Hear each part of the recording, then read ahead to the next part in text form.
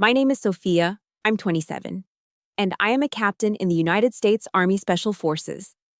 I've been trained to face enemies in the harshest conditions imaginable, but nothing could have prepared me for the pain of discovering my father and stepmother rummaging through my late mother's lockbox in our family home. The betrayal cut even deeper when I overheard them discussing a plan to force me to share my inheritance with my step-siblings. My mother left me a significant sum, protected in a trust, until I turned 25. It was her escape route for me. Now, they wanted to take what was rightfully mine. If you have ever experienced betrayal from your own family over money, let me know where you're watching from. Subscribe to this channel and like this video if you've ever had to defend what was yours from the very people who were supposed to protect you. The sound from upstairs was faint at first, a muffled scraping that didn't belong in the quiet afternoon of my childhood home. But it was the voices that froze me at the bottom of the stairs, my hand hovering over the banister. It was my father, William, and his wife, Vanessa. Their words, laced with a casual greed that made my stomach clench, drifted down the stairwell. They were talking about the trust, my trust. They were planning how to convince me that sharing my mother's legacy was the right thing to do. My training took over. Confrontation would be a tactical mistake. It would reveal my intelligence and surrender the element of surprise. My breath evened out. My pulse slowed. I was no longer a daughter in her family home. I was an operator in a hostile environment. I backed away from the stairs, my boots making no sound on the hardwood floor. I moved like a ghost through the house I grew up in, slipping out the back door onto the porch. The cold November air of Fayetteville, North Carolina, hit my face, a sharp contrast to the suffocating atmosphere inside. The initial shock, that raw, gut-wrenching pain of betrayal, quickly receded, replaced by a terrifying clarity. This wasn't a family dispute. This was an enemy campaign, and I was the target. I pulled out my phone, not to call anyone, but to open a note. I logged the date, the time, and the exact words I'd overheard. Data is ammunition. A few minutes later, the back door slid open. William and Vanessa stepped out, their faces arranged in masks of placid innocence. "Oh, there you are, sweetie," Vanessa said, her voice dripping with a sweetness that was nauseating. "Your father and I were just sorting through some of your mom's old papers. So many memories." The lie was so blatant it almost made me laugh. That lockbox didn't just contain papers, it held the last tangible pieces of my mother. The stack of letters she wrote me every week I was at basic training, the small silver locket she gave me before my first deployment, and the worn photograph of the two of us at Myrtle Beach, smiling, a lifetime ago. The violation felt physical. My father just nodded, his eyes scanning me. It wasn't a look of concern, it was an assessment. "You're home without any warning. Everything okay?" he asked. He wasn't asking about my well-being. He was evaluating the status of the asset. I held his gaze, my face a carefully constructed neutral plane. "I'm fine, just tired," I said. It was my poker face, a survival skill I'd honed in interrogation training and, as it turned out, at my own family's kitchen table. Later that evening, the battlefield shifted to the Thanksgiving dinner table. The air was thick with the scent of roasted turkey and the unspoken tension. Vanessa launched the first probing attack, her words casual but precisely aimed. She lamented how expensive tuition at Duke University was for her son, then sighed dramatically about the down payment her daughter, Grace, needed for her new marital home. "If only our family had some kind of unexpected financial cushion," she said, her eyes flicking towards me for just a second. William picked up the assist without missing a beat. "Family is supposed to help each other out, Sophia. Your mother always believed in that." They were weaponizing my mother's memory, twisting her generosity into a tool for emotional blackmail. They were planting the seeds of guilt, hoping they would take root in a daughter's sense of duty. The injustice of it was a bitter taste in my mouth, worse than any overcooked Brussels sprout on my plate. I could feel the invisible walls of the room closing in, the same way they had my entire childhood. I didn't argue. I didn't engage. I just continued to cut my piece of turkey, my movements deliberate and controlled. I ate every bite, my silence a fortress they couldn't breach. When I was finished, I stood and collected my plate. My movements were calm, measured, but as I passed behind my father's chair, I stopped. I looked directly at him, my voice perfectly level, devoid of the rage simmering beneath the surface. Mom's estate is between me and her attorney, I said, each word a carefully placed stone, building a wall between us. I'll handle it. The statement, though quiet, was a declaration of war. It drew a line in the sand so clear that even they couldn't pretend not to see it. Vanessa's fake smile faltered. My father's jaw tightened. That night, back in my childhood bedroom, surrounded by faded posters and dusty track and field trophies, sleep was impossible. The room felt like a museum of a life that no longer existed. The little girl who had once sought her father's approval was gone. In her place was a soldier, a survivor. I sat on the edge of the bed, the glow of my phone the only light in the room. Then, I made a decision. I walked over to the desk, opened my laptop, and the screen bathed my face in a cool blue light. In the search bar, I typed the words, Inheritance Dispute Lawyers, Charlotte, North Carolina. The battle had been joined. I was preparing for war. After my father and Vanessa retreated inside, I stayed on the porch, my laptop still open on my lap, the list of lawyers glowing in the dark. My eyes drifted to the upstairs window of what used to be my mother's office. I could still see the faint outline of her desk against the glass. The image of them rifling through her lockbox, their hands on her things, triggered a memory, sharp and painful. From a lifetime ago. I was 14. I had just won first place at the county science fair for a project on renewable energy that I'd poured my heart into for months. I came home clutching a gaudy, gold-colored trophy, my chest swelling with a pride I couldn't contain. I expected a smile, maybe even a good job. Instead, my father, William, saw the trophy and his face darkened. "What is this?" he demanded, his voice low and menacing. "I won, Dad. First place." He snatched it from my hands. "You won. You wasted weeks on this useless nonsense instead of helping around the house, and you call that winning?" Before I could process his words, he drew his arm back and hurled the trophy against the living room wall. It shattered on impact, the plastic eagle snapping off, the fake marble base cracking in two. The sound of it breaking was the sound of my heart splintering. Tears streamed down my face, hot and silent. I wasn't just crying for the broken prize, I was crying from the crushing injustice of it all. My success, something I had worked so hard for, had become a reason for punishment.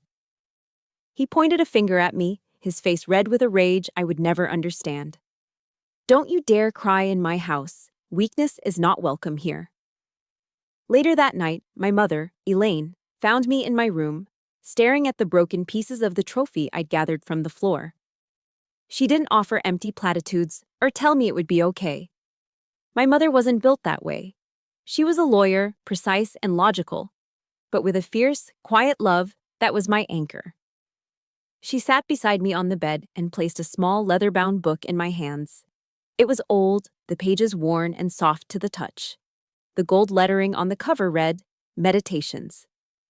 "His name is Marcus Aurelius," she said, her voice a calm counterpoint to the storm that had just passed. "He was a Roman emperor, a general who led armies, and a philosopher who commanded his own mind. He teaches us that you cannot control what others do to you, but you can always, always control how you react." She gently tapped my temple with her finger. "Your real strength is in here, Sophia. It's the one thing no one can ever take from you. Not him. Not anyone. Don't you ever let them." In that moment, she didn't just give me a book. She gave me a shield. She gave me a weapon forged not of steel, but of intellect and resilience. She gave me the philosophy of stoicism, the creed of a warrior. That night was a turning point, and as I grew older, I watched my mother live by that creed. I remember the final years of her illness.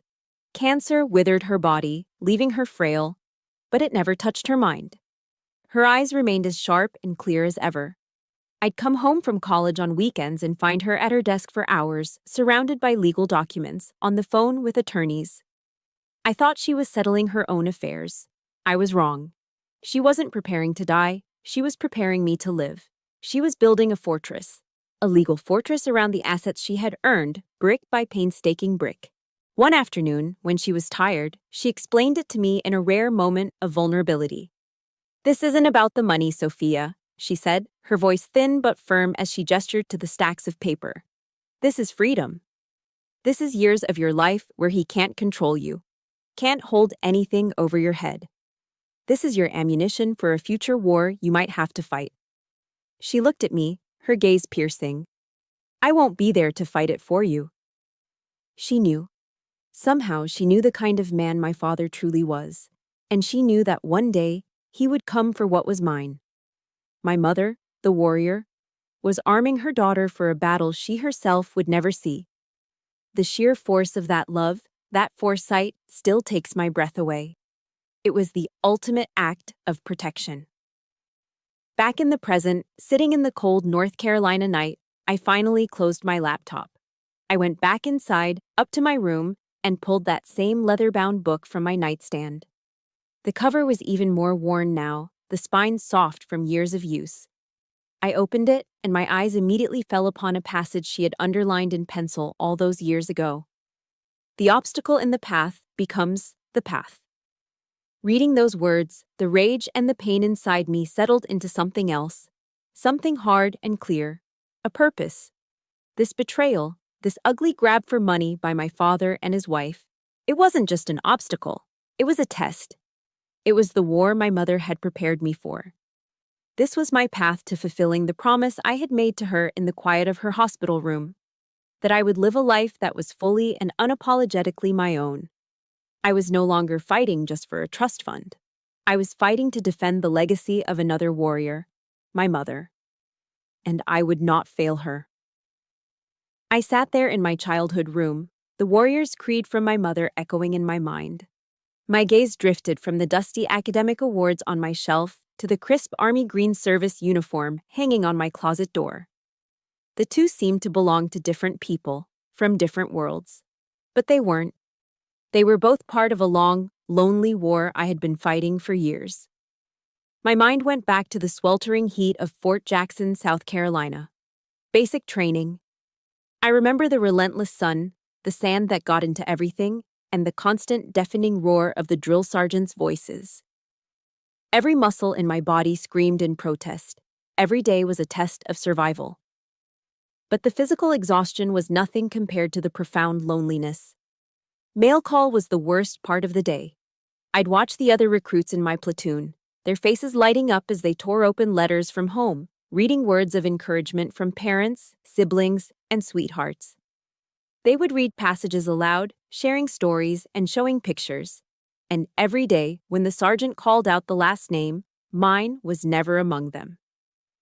My mailbox remained empty. A small metal box of nothing that somehow felt heavier than the rucksack I carried all day.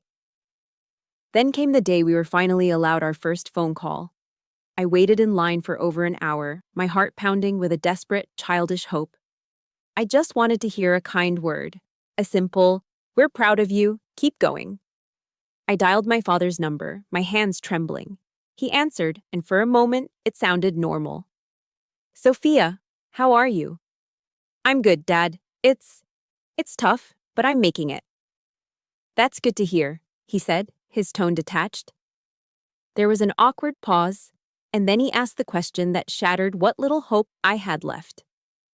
"Listen, while I have you on the phone, has the Army settled your mother's death benefit paperwork yet?"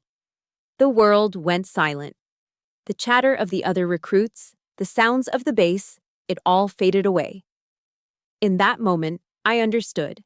I wasn't his daughter calling from a war zone in training. I was a loose end in a financial transaction. A wave of cold, bitter clarity washed over me. I was completely and utterly on my own. I mumbled something about having to go and hung up the phone. I didn't cry. The tears wouldn't come. Something inside me had hardened, turned to steel. That bitterness didn't break me. It became my fuel. From that day on, I pushed myself with a ferocity that bordered on madness. I wasn't just trying to pass, I was trying to obliterate every standard. I was the first one up in the morning and the last one to stop during physical training. I became the only woman in my company to max out the Army physical fitness test. During the long, grueling ruck marches, when I'd see the big, tough men around me starting to falter, I would just grit my teeth and keep going. I wasn't doing it to impress them or the drill sergeants. I was doing it to prove to myself over and over that I didn't need their approval. I didn't need anyone's. I could carry my own weight, no matter how heavy it was. After basic training, I didn't choose the easy path. I volunteered for the Special Forces Assessment and Selection. The path to becoming a Green Beret is one of the most brutal in the U.S. military, designed to break you physically, mentally, and emotionally. I chose it because it was the hardest thing I could find. I faced skepticism from some of the male candidates, the unspoken belief that a woman didn't belong there. I never argued with them, I just outran them, outshot them, and outlasted them. The Q course was hell on earth. Weeks of sleep deprivation, complex problem solving under extreme duress, and constant evaluation where the failure rate is astronomical. But I kept going, driven by my mother's memory and the cold echo of my father's voice. The day I graduated, when they placed that green beret on my head, was one of the proudest moments of my life. I stood there, alone in the crowd of cheering families. I didn't make a phone call home. There was no one to call. If you've ever had a moment where you had to be your own cheerleader because no one else was there for you, please support this story by liking this video and prove you're a survivor by commenting with the single word, warrior. Back in my room, looking at the uniform that had cost me so much sweat and heartache, I finally understood. All those years of isolation, of fighting on a lonely battlefield, that was my real training. My father and Vanessa, they thought they were dealing with the 27-year-old girl who had just come home for the holidays. They were wrong. They were facing a special forces captain who was accustomed to fighting alone in hostile territory. The shock had worn off. The pain had been filed away. Now, only the mission remained.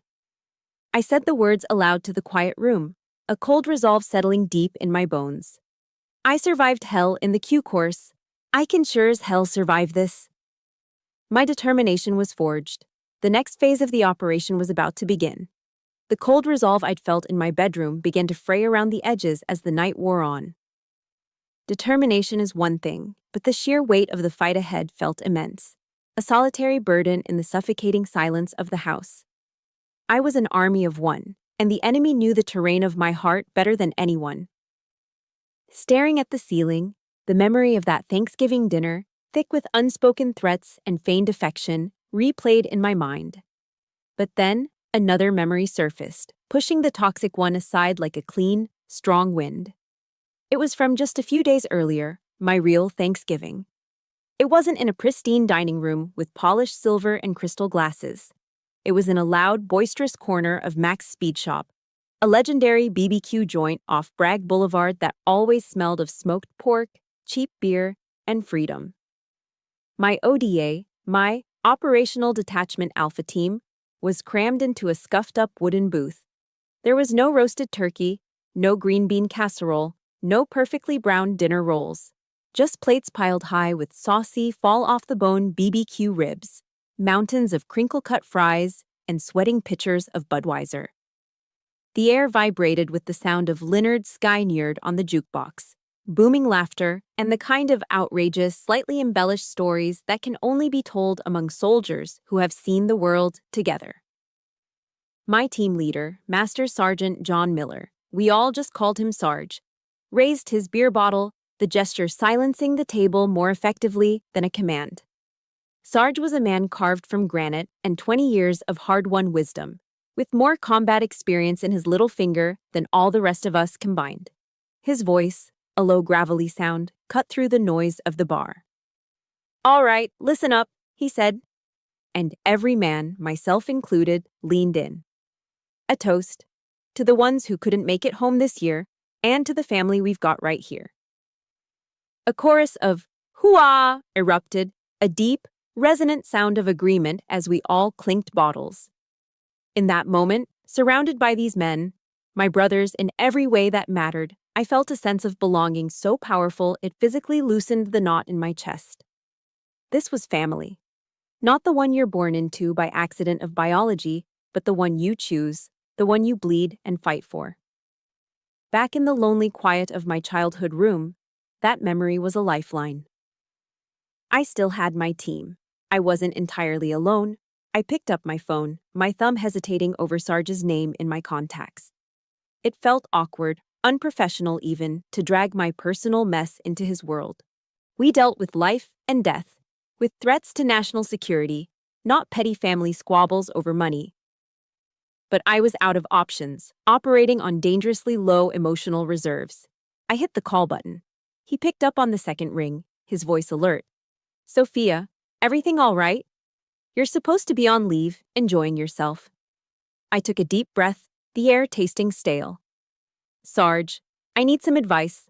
Off the record, it's personal. I stumbled through the story, feeling more pathetic and small with every word. I told him about finding them with the lockbox, the conversation I overheard, the predatory nature of the Thanksgiving dinner, the weight of my mother's inheritance. I braced myself for judgment, or maybe just a gruff, "That's above my pay grade, Captain. Handle your business." Instead, he was just silent on the other end of the line. He listened. He truly listened, letting me talk until I had nothing left to say, the whole ugly story laid bare. When I finished, there was a long pause, and I could hear the faint sound of him breathing. Then he spoke, his voice a low, steady rumble that immediately calmed my frayed nerves. "Sophia, listen to me very carefully," he said, his tone deadly serious now. "This is not a family problem. This is a psychological operation, and you are deep in enemy territory. You need support." I let out a breath I didn't realize I'd been holding, a shudder running through me. He got it. He didn't dismiss it, didn't belittle it. He actually got it. "I've got a guy," he continued, his voice shifting into mission mode. "Former SIGINT guy from group. Smartest damn computer wizard I've ever met. His name is Alex Chen, call sign Ghost. He owes me a favor. I'm sending you his number right now. You call him, he'll know what to do." "And Captain?" "Yeah, Sarge. We are not letting you fight this alone." "We are not letting you fight this alone." 14 words. That's all it took. 14 words of unconditional support that my own father, in 27 years, had never been capable of saying. The gratitude I felt was so overwhelming it was a physical pressure behind my eyes. Before I could even formulate a proper thank you, my phone buzzed with a text from an unknown number. It was just a string of coordinates. A few seconds later, another text. "Secure line, call when ready." "Gee." I called. A voice on the other end answered. No greeting, just a crisp, efficient, "Go for Chen." Alex Ghost. Chen didn't waste a single second on pleasantries or expressions of sympathy. He was all business, approaching my problem like a target analysis, which was exactly the kind of detached professionalism I needed right now. "Sarge gave me the short version," he said, his voice quick and sharp. "Your father, what's his profession? Financial advisor? Good. Those guys always leave a digital footprint. Stepmother? What's her background? Any priors, bankruptcies, civil suits? Give me their full names, dates of birth, and last known addresses. I'll start the reconnaissance." I gave him the information, feeling a profound sense of relief wash over me. I didn't need a shoulder to cry on. I needed an ally. I needed a fellow soldier who understood the mission was to gather intelligence and prepare the battlefield. And in Sarge and Ghost, I had found them. After the calls, I felt a fundamental shift inside me. The feeling of being a lone operator, isolated and outgunned, was gone. It was replaced by the quiet, unshakable confidence that comes from knowing you have a team watching your back. My real family. The ones who understood loyalty, honor, and the unbreakable code of never leaving a comrade behind. They didn't care about my money. They cared about me. The contrast between their immediate, unquestioning support and my own family's calculated greed was a harsh and painful light. But it illuminated the truth and solidified my resolve. This fight was no longer just about me, or even just about my mother's legacy. It was about honoring the trust my brothers had placed in me. And for them, I would be unbreachable, I would be unbreakable. I would win. After my calls with Sarge and Ghost, a fragile sense of control settled over me. I had a team. I had a plan. But the enemy rarely sticks to your timetable. The silence from my father and Vanessa lasted exactly 3 days.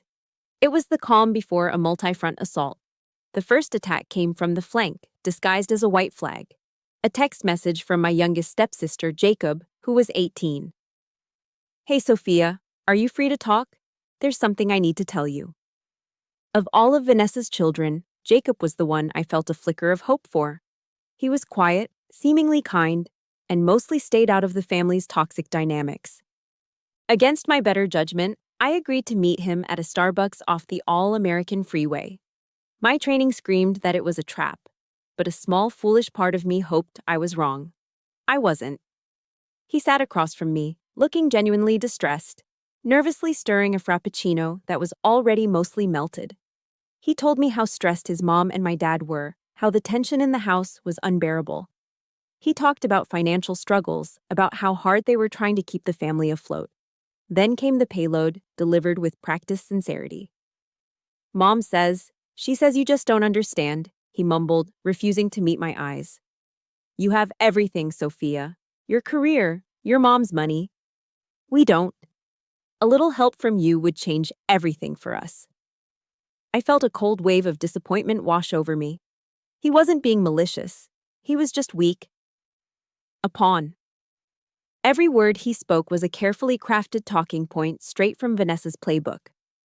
She had sent her youngest, most sympathetic child as a human guilt trip, a classic psychological tactic designed to soften the target and breach their defenses. I looked at this boy, who was parroting his mother's greed, and I felt a profound sense of pity. I paid for his coffee and left, offering only a non-committal, "I'll think about it, Jacob." When the emotional gambit failed, my father escalated to a full frontal assault. He called me the next day, and there was no pretense of fatherly concern in his voice. It was pure, unfiltered rage. "Who the hell do you think you are?" he bellowed into the phone, his voice distorted with fury. "Setting conditions for me, in my own family? I am your father." I held the phone slightly away from my ear, my own emotions locked down, my voice steady. "This isn't about that, and you know it. I can make your life very difficult, you ungrateful brat," he shouted. "I'll call your commanding officer. I'll tell him I have a delinquent daughter who refuses her family responsibilities. We'll see how the army likes that." The threat was so absurd, so impotent, that it was almost laughable. He had no concept of the military chain of command or my life outside his sphere of influence, but it revealed his desperation. He was falling back on the old patriarchal power plays that had worked when I was a child. He still thought he could control me through intimidation and shame. The rage that had been simmering inside me since Thanksgiving flared hot, but I channeled it into ice. "Go ahead," I said, my voice flat and cold as a surgeon's scalpel. "Feel free, and just so you're aware, this call is being recorded." The sputtering silence on the other end was deeply satisfying. He hung up. The pressure was mounting, but I wasn't operating blind. That evening, I received an encrypted message from Ghost. It was short and to the point. Bingo. William took a major loss on a crypto investment, deep in debt to a private lender. Vanessa has a prior bankruptcy and a string of credit card lawsuits she settled out of court. They're not just greedy, Captain. They're desperate. This is about survival for them. The information landed like a gut punch, but it changed everything. This wasn't just a grab for a comfortable retirement. This was a frantic attempt to plug a hole in a sinking ship. Their desperation meant they were dangerous. They wouldn't stop. They would do anything. This war wouldn't be won with a conversation or a compromise. It would have to be won with a decisive, overwhelming show of force. The final salvo arrived the next morning, not as a text or a call, but as a sleek, professional email. It was from a law firm I didn't recognize, formally requesting my presence at a family mediation session on behalf of their client, William. The subject of the meeting was the equitable distribution of the Elaine Morgan estate. They had formalized it. They had escalated from a family matter to a legal battleground. They had fired the first official shot. I stared at the email on my laptop screen, the polite, corporate language a thin veil for the ugly threat beneath. And in that moment, the anger, the frustration, the exhaustion, it all melted away. All I felt was a cold, hard certainty. I looked out the window of my childhood bedroom at the gray Fayetteville sky, the bare branches of the oak trees like skeletal fingers against the clouds. I asked myself a simple question, the words forming silently in my mind. Haven't I endured enough? And the answer came back, not as a thought, but as a deep, unshakable conviction that resonated in every cell of my body. Yes, more than enough. The email from my father's lawyer was the final confirmation. The battle lines were drawn. But in his spiraling desperation, my father made one last, catastrophic miscalculation. He decided to bring the war to my turf, to the one place on earth I considered sacred ground. I was in my office on post at Fort Bragg, a small functional space that smelled of coffee and clean discipline. I was reviewing after-action reports from a recent training exercise when my desk phone buzzed with an unfamiliar extension. It was the front gate.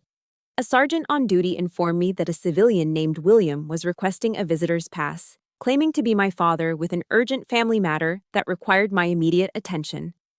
A cold dread, sharp and metallic, washed over me. He couldn't possibly be that stupid, that arrogant. Oh, but he was. His strategy was as transparent as it was pathetic. He must have thought that by showing up at my place of work, in the heart of the rigidly hierarchical military world, he could leverage his authority as a father to publicly shame me into submission. He thought he could make me feel like a little girl again, small and powerless in front of my peers and superiors. What he failed to comprehend, in his stunning ignorance, was that this wasn't his house. This was my house. This was the one place on the planet where I wasn't just a daughter, I was Captain Sophia, United States Army. And here, I had the definitive home field advantage. By the time I walked from my building to my company headquarters, he was already there, sitting in Sarge Miller's office. I paused outside the open door, composing my features into a neutral mask, and I listened.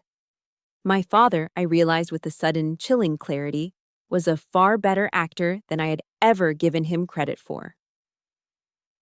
"And I'm just so worried about her, Master Sergeant," I heard him say, his voice thick with a counterfeit emotion that made my skin crawl. "She's been through so much, with her mother's passing and her deployments.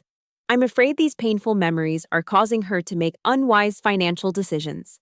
The family just wants to help her manage things, to protect her from herself." I stepped into the doorway, and the performance stopped mid-sentence. My father was in a civilian suit that looked painfully out of place amidst the olive drab and camouflage of the office. Across the government-issue metal desk, Sarge sat perfectly still, his large, capable hands folded neatly on the blotter.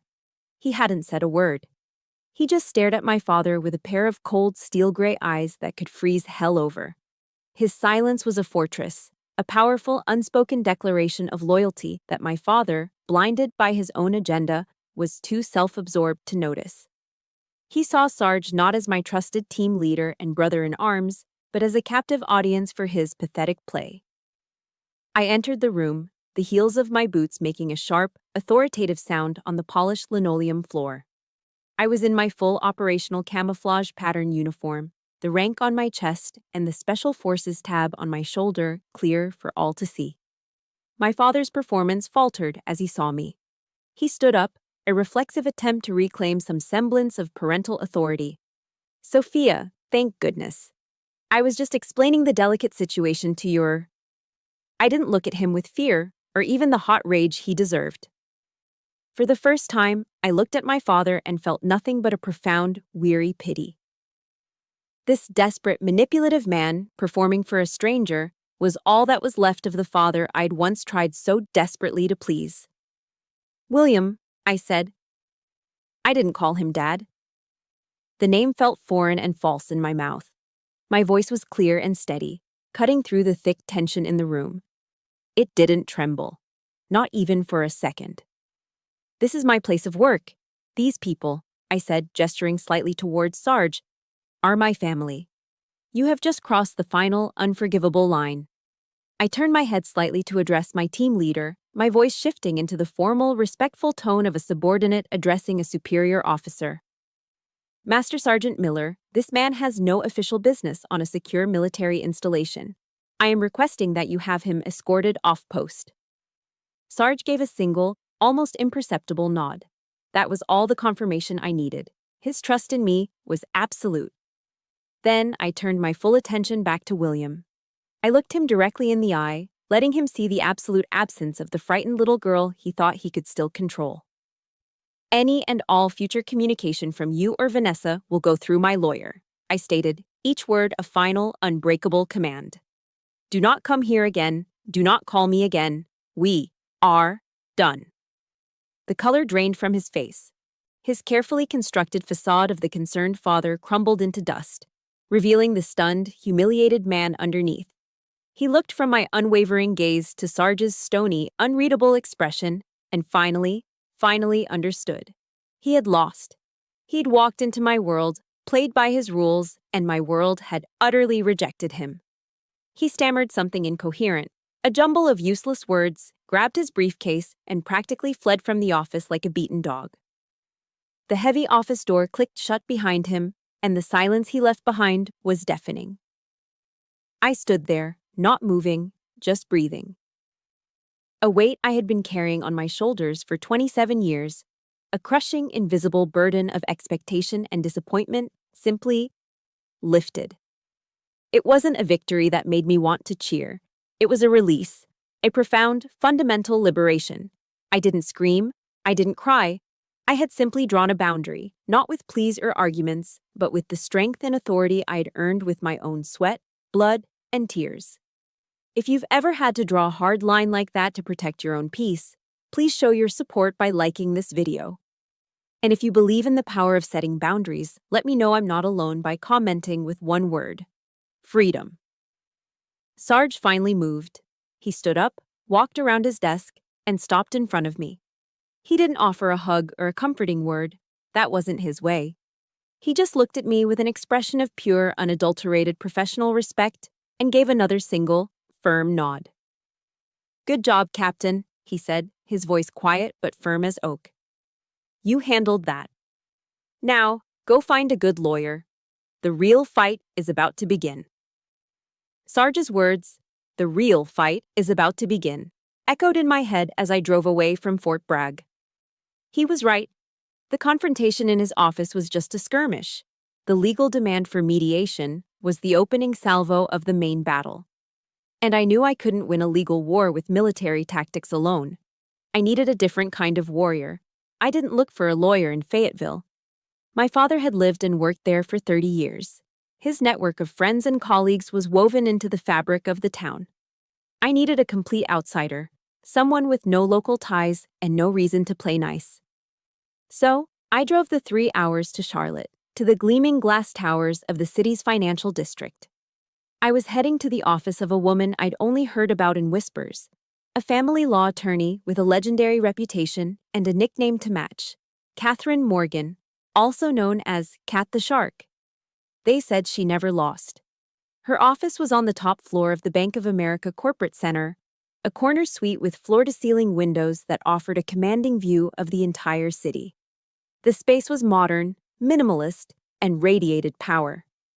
Cat Morgan herself was just as formidable. She was sharp, impeccably dressed, with intelligent eyes that missed nothing. I sat across from her polished mahogany desk, not as a distraught daughter, but as a military officer briefing a new asset. I didn't cry. I didn't ramble. I laid out the situation like a mission report. "Ma'am, here's the situation," I began, pushing a thin folder across the desk. "The primary objective is to protect my inheritance as stipulated in my mother's final will and testament. The opposing forces are my father, William, and my stepmother, Vanessa. The immediate threat is a legal request for mediation to redistribute the estate's assets. This folder contains the initial intelligence I've gathered, including dates, times, and direct quotes from conversations." I paused, meeting her gaze directly. "I'm not here to settle. I am here for a plan of action." A slow smile spread across Cat Morgan's face, a predator's smile. I like your style, Captain, she said, opening the folder. Let's go to war. Kat's first move was to integrate our intelligence operations. She took the information Ghost had already provided and handed it over to a private investigator she kept on retainer, a gruff ex-cop named Malone. For the next week, they worked in the shadows, and the information they unearthed was more damning than I could have imagined. It wasn't just the crypto debt. Malone found the paper trail. They discovered that for years, even when my mother was alive and fighting for her life, William had been siphoning money from their joint accounts. He'd used it to fund a series of high-risk, speculative investments, all without her consent, hiding the losses and covering his tracks. He hadn't just betrayed me, he had been betraying my mother all along. They also dug into Vanessa's past. Her bankruptcy claim from a decade ago was filled with inconsistencies, assets she had conveniently failed to declare. Malone found 2 prior lawsuits for credit card debt that she had settled at the last minute. It painted a clear picture, a long-standing pattern of financial desperation and deceit. Every new piece of evidence Ghost and Malone uncovered felt like another round of ammunition being loaded into a magazine. My arsenal was growing.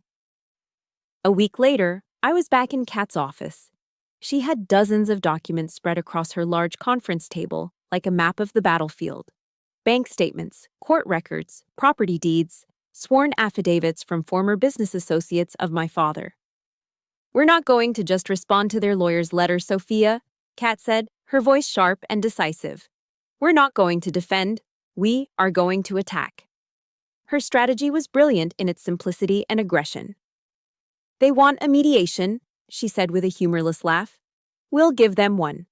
But before that, we send a little greeting card. The plan was this. Instead of simply refusing William's request, we would draft a legal, cease and desist letter of our own. But this letter would be a targeted strike.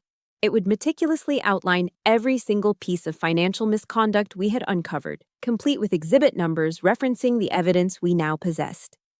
The letter would politely decline their invitation for mediation and strongly suggest that if they pursued any legal action against me whatsoever, I would have no choice but to countersue for financial abuse against my mother's estate and simultaneously forward our findings to the IRS and the state prosecutor's office for potential fraud charges. It wasn't a negotiation, it was a checkmate. We spent the rest of the afternoon crafting the letter. It wasn't written in the dense, dry language of most legal documents. Kat dictated as I typed, and it read like a cold, precise indictment. Section 1. Conspiracy to commit tortious interference with inheritance, referencing the overheard conversation on November 24th. Section 2. A documented history of financial insolvency and fraudulent declarations on the part of Mrs. Vanessa, referencing bankruptcy court filing 708 CR 451. Section 3. Evidence of fiduciary abuse against the late Mrs. Elaine Morgan, referencing unauthorized withdrawals from joint accounts between 2015 and 2018. On and on it went, a systematic dismantling of their entire position. Reading the final draft, I didn't feel rage or vengeful glee. I felt a strange, profound calm. The same calm I felt before a mission, when the planning was done and the objective was clear. This wasn't revenge. This was justice. This was the fortress my mother had started building, and I was just placing the final stones. I looked up at Kat, who was watching me with a satisfied gleam in her eyes. Send it, I said, my voice steady. The operation begins now. The day of the mediation arrived. The meeting was held in a sterile, impersonal conference room at a neutral law firm in downtown Fayetteville. The room was designed to de-escalate conflict, with its beige walls, generic corporate art, and a long polished mahogany table that felt a mile wide. It was the perfect stage for the final act. My father, William, and Vanessa sat on one side of the table with their lawyer, a man with a practiced, sympathetic smile. They looked confident, even smug. I could see it in the way my father leaned back in his chair and Vanessa subtly adjusted her expensive silk scarf. They believed they had me cornered, that they could use the formal setting to pressure me with a combination of legal jargon and emotional appeals to family. They were about to learn how badly they had misjudged their opponent. On my side of the table, there was only me and Kat, the shark, Morgan. I was wearing a simple, sharp navy blue business suit, my posture straight, my hands resting calmly on the table. I felt no fear, no anxiety, just a profound, quiet focus. I had run this scenario through my mind 100 times, anticipating every move, every possible line of attack. I was ready. Their lawyer, a Mr. Davies, cleared his throat and began the proceedings with a warm, patronizing tone. He spoke of the importance of family, of finding common ground, of honoring a mother's presumed wishes for harmony. He talked about familial responsibilities and the moral imperative to support one another. He was painting a picture of me as the cold, unfeeling daughter and them as the concerned, loving family. Kat let him talk. She sat perfectly still, her expression unreadable, allowing him to spin his entire narrative without interruption. He spoke for nearly 10 minutes. When he finally concluded with a hopeful, "So, we trust Sophia will be open to a more equitable arrangement," Kat did not respond to his words. Instead, she simply reached into her leather briefcase and pulled out a document nearly 2 inches thick, bound with a sturdy clip. She slid it across the polished table. It glided silently across the wood and came to a stop directly in front of Mr. Davies. The sound it made in the quiet room was as final as a gavel strike. "Before we continue," Kat said, her voice as cold and clear as ice, "I believe you, your clients, and we should all be on the same page regarding the facts. I suggest you review this." Mr. Davies looked confused. He picked up the document. It was our letter. The greeting card. And attached to the back was a thick appendix of exhibits, copies of bank statements, court filings, property records, and sworn statements. Everything. He began to read. Across the table, William and Vanessa exchanged a look of smug curiosity. That look did not last long. As their lawyer flipped through the first few pages, his professional smile vanished, replaced by a slight frown. He flipped another page. The frown deepened. He started reading faster, his eyes darting back and forth across the text. Then he looked up, a flicker of alarm in his eyes, and pushed the document towards my father. "William, I think you need to see this." My father took the document, Vanessa leaning in close to read over his shoulder. I watched them. It was like watching a building collapse in slow motion. First, the confident facade began to crack. Then, disbelief flickered in their eyes as they saw the first account numbers, the first dates. Then came the visible shock, their faces losing color as they read the details of the bankruptcy fraud, the credit card lawsuits, and finally, pure, unadulterated panic. Vanessa's hand flew to her mouth, her face ashen. She looked like she was going to be sick. William's face turned a blotchy red. His hands were trembling as he fumbled with the pages, his eyes wide with the horror of seeing his secret, sordid financial life laid bare in black and white. The numbers didn't lie. The signatures didn't lie. Their entire lives of deceit right there on the table. They were utterly and completely disarmed. Their smug alliance of greed dissolved into panicked, accusatory glances at each other right before my eyes. This is an invasion of privacy. Slander. William stammered, looking at his lawyer, desperate for a defense. Mr. Davies, however, was no longer looking at him. He was looking at me, and then at Kat, with the dawning realization that he had walked into an ambush armed with nothing but a few hollow platitudes. He slowly closed the document. That was my cue. I stood up slowly, my chair making no sound. I looked across the table, not at my father's lawyer, not at Vanessa, but directly at William. It was the last time I would ever truly look at him. "This meeting is over," I said. My voice wasn't that of a daughter. It was the voice of a judge delivering a verdict. "Here is what is going to happen now. You will drop this ridiculous claim. You will go back to your lives, and I will go back to mine." I let the words hang in the air for a moment. If I ever receive another phone call, another text message, another letter, or any form of contact from either of you for the rest of my life, this entire file, I gestured to the thick document on the table, will be forwarded to the Internal Revenue Service and the North Carolina State Attorney's Office. I will let them sort out the details of your financial arrangements. I looked from his terrified face to Vanessa's. You will never hear from me again. And I never want to hear from you. I didn't wait for a response. There was nothing more to say. I turned my back on them, on all of it. Kat Morgan stood with me, and together we walked out of the conference room, leaving William and Vanessa sitting in stunned silence, surrounded by the wreckage of the pathetic little empire they had tried to build on my mother's grave. As Kat and I walked out of the law firm and into the bright Carolina sunshine, I expected to feel a surge of triumph, a rush of victorious adrenaline. But it never came. Instead, as I got into my car and drove away, a strange and hollow emptiness settled in my chest. I had won, decisively. But the victory felt quiet. The cost of this war was the final, official acknowledgement that the family I once had, however broken and dysfunctional, was now gone forever. An amputation had taken place. Necessary, yes, but it still left a phantom limb that ached. Instead of driving back to the house, I found myself heading west, towards Lake Rim Park. It was a place my mother used to take me when I was a little girl. A quiet sanctuary where we'd skip stones and watch the sunlight dapple on the water. I parked the car and walked to the edge of the lake, sitting on a weathered wooden bench beneath a canopy of pine trees. Staring out at the glassy, still surface of the water, I finally let myself feel everything I had been holding back. The immense relief of the weight being lifted, the bone-deep exhaustion from weeks of strategic tension, and beneath it all, a profound and aching grief.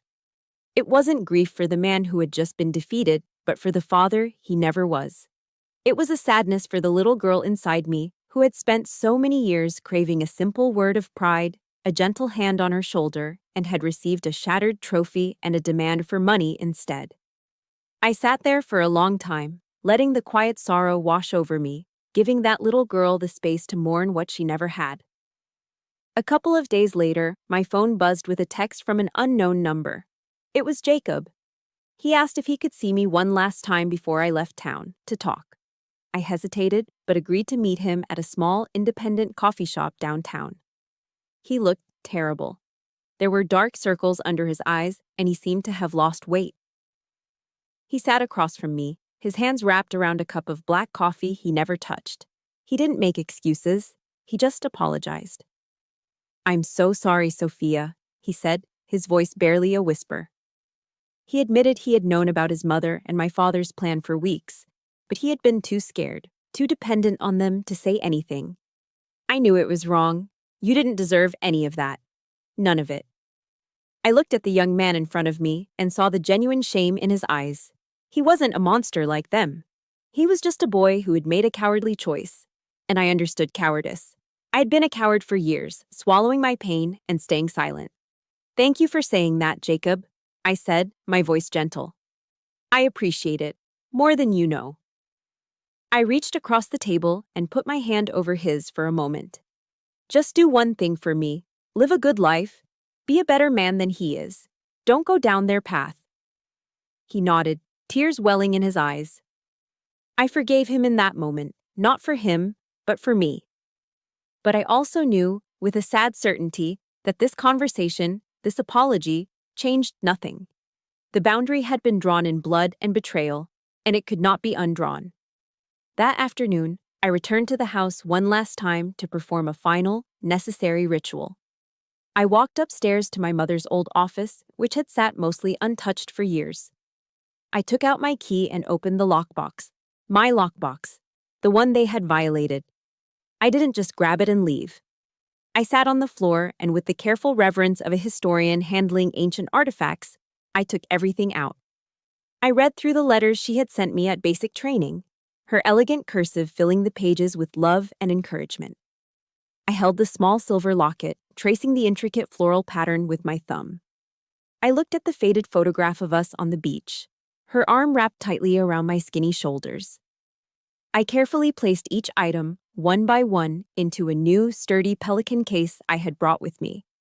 A case that was waterproof, crush-proof, and secure.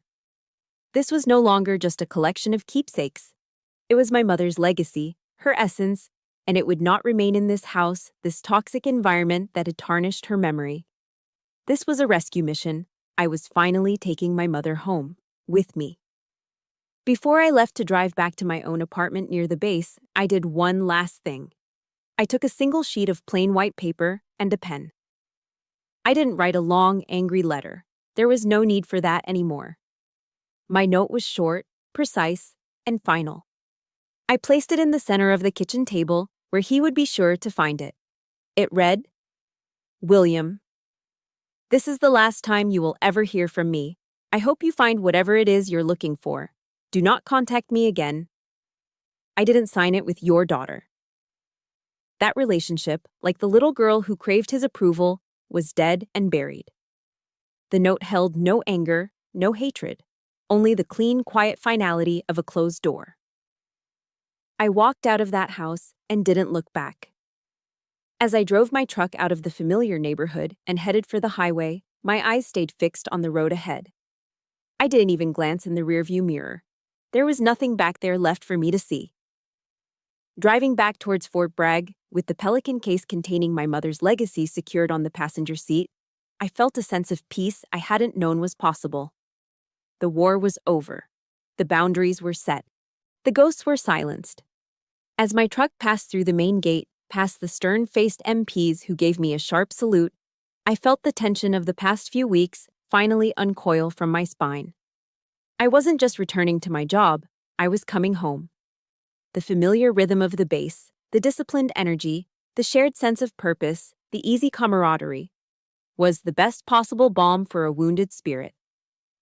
The guys on my team welcomed me back not with probing questions, but with backslapping hugs and terrible jokes about my relaxing vacation. They didn't need the details. They just needed to know I was okay. Sarge Miller found me later that day at the firing range. He stood beside me as I put a tight grouping in the center of a target 50 yards away. He didn't say much. He just watched for a moment, then clapped a heavy hand on my shoulder.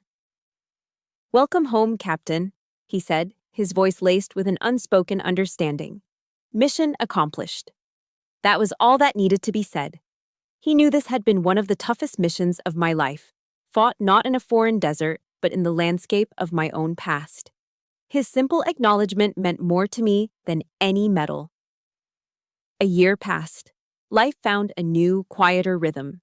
The inheritance money sat in a secure account, untouched. I had no desire for a fancy car or a bigger house. The money, as my mother had intended, wasn't for luxury. It was for freedom. The freedom to choose my own path. And I finally knew what that path was. I called Kat Morgan in Charlotte. I didn't need her for a fight this time. I needed her to help me build something. Together, we established a nonprofit foundation. We called it the Elaine Morgan Beacon Fund. My mother's legacy wasn't meant to sit in a bank vault. It was meant to be a light. The Beacon Fund was designed to do just that. It provides full-ride college scholarships and pro bono legal support to the children of military families who, like me, have had to navigate the treacherous waters of domestic conflict and abuse. It was a way to honor my mother's foresight, to turn her protective legacy into a shield for others. In a way, I was getting the chance to be Elaine for a new generation of kids who needed someone in their corner.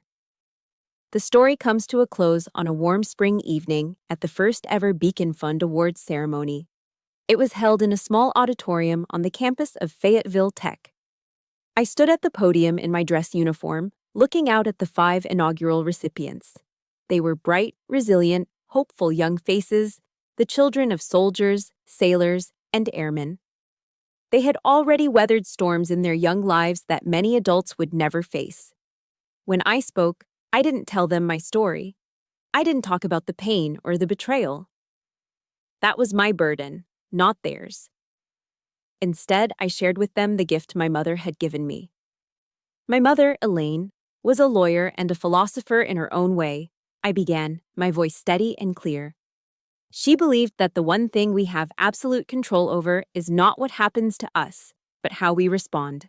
The circumstances of your past do not have to define the architecture of your future. I looked at each of them, trying to impart the one truth that had saved me. Your true strength is not measured by what you have endured. It is measured by who you choose to become, in spite of it all. This scholarship isn't a handout, it's ammunition. It's a recognition of the warrior spirit you already possess. Now, go out there and build a life that is fully and unapologetically your own. After the ceremony, as the families mingled and celebrated, Sarge, who had come to show his support, walked up beside me. We stood in comfortable silence for a moment, watching the happy chaos. "Your mother," he said quietly, his gaze fixed on the young scholarship winners. "She would have been damn proud of you, Captain." I smiled. A real smile, genuine and light, free from the shadows of the past. It reached all the way to my eyes. "I know she is, Sarge," I replied. "I know she is." I looked past the auditorium doors, towards the horizon, where the last brilliant colors of sunset were fading and the first stars were beginning to appear. For the first time in a long time, the future felt like an open road, a sky full of promise. My mother had given me an inheritance of money, but she had taught me how to inherit her will. I wasn't just the keeper of her legacy anymore. I had become a warrior in my own right. Using the light she gave me to illuminate the path for others, I was, at long last, completely and truly free. And that's where my story finds its new beginning. The journey from that dark hallway to the peace I feel today was a long and difficult one, but it taught me the most important lesson of all. Our deepest wounds can often become the source of our greatest strengths. That is why this channel exists. It's a place for stories of resilience, a community for every warrior who has had to fight their own battles in silence, and a reminder that you are not alone. If my story resonated with you, subscribe and become a part of this community. Share it with someone you know who is fighting their own fight. Thank you for listening. Now go and create your own dawn.